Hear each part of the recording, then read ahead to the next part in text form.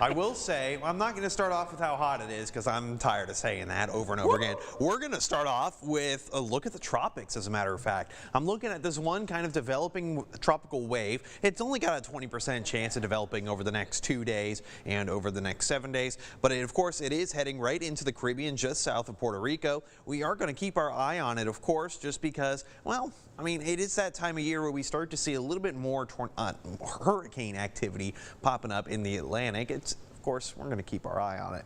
We only have 4 names so far throughout the entire year. We've got Arlene, Brett, Cindy, and Dawn.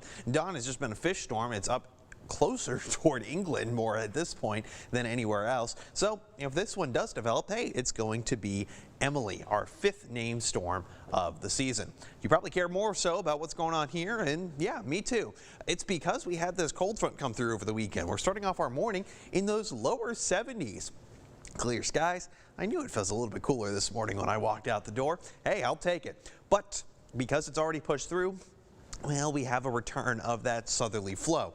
Now, it's not terribly strong, so we're not going to be heating up very quickly, but with plenty of clear skies in the forecast, well, that means that sun is just going to beat down and heat us up all the way up to 103 for Killeen, 102 for Temple, and 103 for Waco. Overall, not too terribly bad. Our far western zones, well, you can hit temperatures like 103 up to about 107.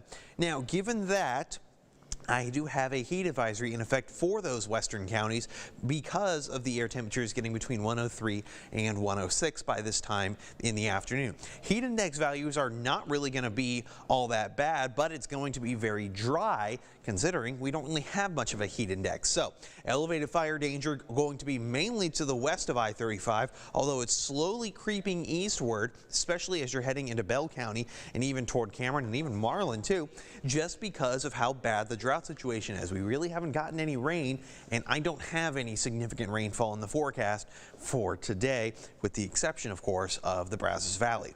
Overnight tonight, we're looking at those clear skies. No, we're not going back down into those lower 70s. Sorry, it's already gone. It's because we have the return of that east-southeasterly wind at about 10 to 15 miles an hour, gusting up to about 20 to 25. Over the next 48 hours, there's not much. There's going to be this frontal system kind of trying to move its way out of our area. It's going to push back to the east, go north, go south. It's really kind of just stalled out. Then it kind of just shoves its way out of our area. Strong southerly winds do make a comeback. I'm seeing very limited cloud cover and really not much in terms of rain or anything too significant. Heat index values are staying low, below 105. So it is going to be below the actual heat advisory category, and that's for the next 3 days. These lines are almost all completely identical. So you know what? Hey, we will take it. Over the next couple of days, temperature-wise, we're looking in those low triple digits. Overnight, in those mid to upper 70s. That's basically where we should be at for this time of year. Granted, just a little bit cooler. We're talking more so in those upper 90s. That is going to be perfect for mid to late. Is it late July already? My gosh, this month has gone by way too fast.